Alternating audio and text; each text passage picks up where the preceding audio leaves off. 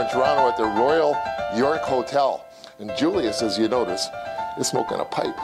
But Julius is not just smoking a pipe, he actually builds pipes. And for the next few minutes, we're going to take a look around in Julius' shop here, how pipes have been built for hundreds of years. Something you learned, as I understood, from your grandfather, right? That's right. Tell me a little bit about pipes. I guess the first thing I'd say, you got tobacco in there, right? Yes. Okay, good. Does anybody come in here looking for something other than a pipe, tobacco pipe, yes. Or do you ever get any odd requests? No inhaling. So it's like something Bill Clinton could smoke. That's nobody will get addicted to it. Yeah, right. Okay. What does a good pipe cost? Well, you see, my lowest price is $115. Yeah. So that's your bargain base. I see 165, 195. But what if you really got into pipe smoking? You wanted somebody came in here, a famous person, and said, "I want the best." I need a pipe for $28,000. That's a car. Well, but there's a lot of metal and well, a lot of. When the pipe is done and it's finished, it looks simple, but to arrive there, it's almost like a nightmare. Yeah. Because this route, what you see there. Hey, you listen. There's no arguing with craftsmanship. No. I mean, people can charge millions for a painting, right? That route, Briar, has all kinds of imperfections. Right. Is there any relationship to the age of a pipe and its cost? Would an antique pipe cost more, or do they get broken in? The quality is determined by the age of the briar, what you see there. Oh, really? And briar is petrified wood in the ground. Yeah. Okay, and so that's what a pipe is made from. Right. Now, I don't know a lot about pipes, I have to confess, but I have heard of a meerschaum pipe. A meerschaum is fossilized bones of prehistoric animals. Oh, okay. And this was prior. They used this prior to briar.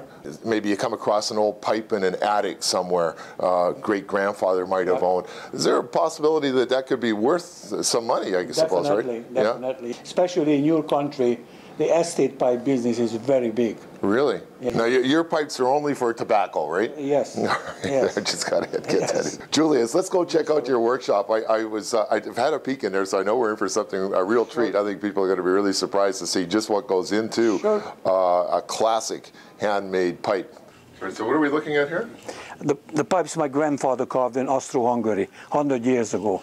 All the ones up here. And then you see his masterpieces right here. Ceramic was hot, so they wanted to keep the heat away to cool it down. You see his masterpieces here. He carved pipes like this with the biblical and historical motifs. And those are ceramic pipes up there. And it's a very soft substance, and they can do a very intricate carving on them. There is Jack Lemmon, my friend, Zero Mostel up there. They became real true friends. The pipe up there, John Huston gave it to me. Wow. He was with Katharine Hepburn in Toronto, the last film he made. I can't remember the title of it. They were playing cards, and there was a lot of dialogue involved. And he smoked the pipe and he broke it. So they sent the pipe down here to fix it. And after the film was done, he came down here personally. He said, "Julius, you're a good man. You fixed my pipe." He said, "I have emphysema. I can't smoke." But he said, "I'm going to give you that pipe." So that was John Huston pipes up there, that low pipe on top. Some of them, they were cigar and cigarette holders for ladies, you see. Tell me a little bit about this. No, these are all old antique pipes. These are companies out of existence for 100 years, probably. Where do you actually make the pipes? Right over there. Shank of the pipe, the first step. So it goes into this vise. And this is where I fit all the stems on the pipes when I'm making a pipe. How many people are doing this worldwide now? No, I'm the only one. It's not existent anymore. And this is the end of the line for me, because nobody's going to carry on on my part of the family. You see, it does three different jobs. Drill the hole, countersinks, and it fills it off. Just to show you the amber here, Percy, I don't think you ever seen an amber in a raw form. You cut a piece of it with a saw, and then you fashion the stem out of them, what you see there. A jeweler could make a beautiful pendant and polish it. You can hang it in your neck there. These are very valuable. Cut a piece of it off. It's all filed down by hand. See, I just stained these pipes with alcohol-soluble stain. And now, on a felt wheel, I have to take the stain off, so that shows up the grain. And then I stain it twice with water-soluble stain. When the pipe is done, it's like a piece of French furniture. There is, by the way, more than 100 hand operation in each pipe. And this here, Percy, my grandfather's tools.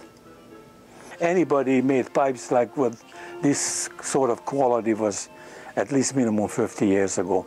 A magic of my pipes are that they're made out of dead root briar. When they take you will see the big hunk of root, you can take a picture of it. All these bags are full of briar here.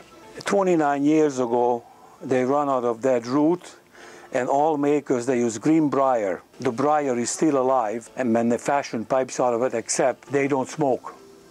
I'm going to bring you a big block for you here, so you can take a picture of it.